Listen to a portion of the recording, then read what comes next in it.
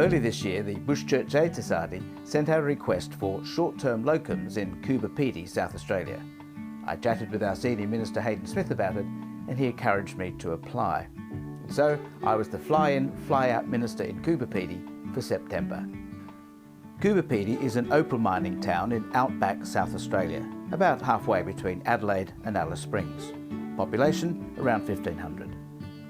Miners have been searching for opal around Coober Pedy since 1915. It's still called the opal capital of the world, with around 80% of the world's opal found there. Today, tourism is almost as important as opal to Coober Pedy. Bush Church Aid has had a connection with Coober Pedy since 1946. Up until 1968, BCA's flying medical service flew in for evacuations and medical clinics. BCA also built a hospital in Coober Pedy in 1964. The first resident missioner arrived in 1970 and the famous Catacomb Church opened in 1977. The church hasn't had a full-time resident minister since 2018, so the position is currently filled by short-term, part-time locums like me. My accommodation was wonderful, a dugout home made around the same time as the church. While it is rough in appearance, it's quite comfortable with all the mod cons. As well, it's cool.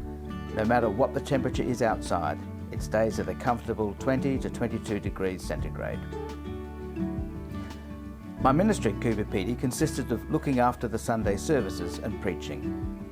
Since they don't have a musician in the congregation, they usually sing along with tracks from YouTube or other sources. So I borrowed a guitar and led the singing, which I think everyone enjoyed. On my second week, I took the funeral of an Indigenous man. There were some minor cultural differences, but there was the same expression of grief, solidarity in community, and proclaiming Jesus as the way, the truth, and the life. I also got to meet some of the local Indigenous Christians. My main task each day was meeting some of the large numbers of tourists who visit the Catacomb Church. In the 4 weeks I was there, about 200 people signed the visitors book, and not everybody signed. I also met tourists each morning who visited as part of a minibus tour of Coober Pedy.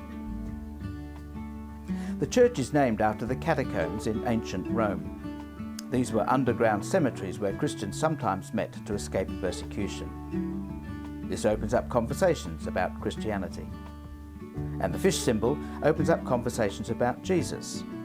The ancient Christians made the Greek word for fish, ichthus, into an acronym for Jesus Christ, God's Son, Saviour.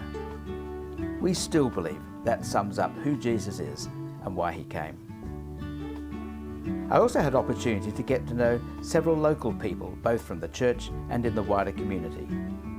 Not all conversations led to Jesus, but some did.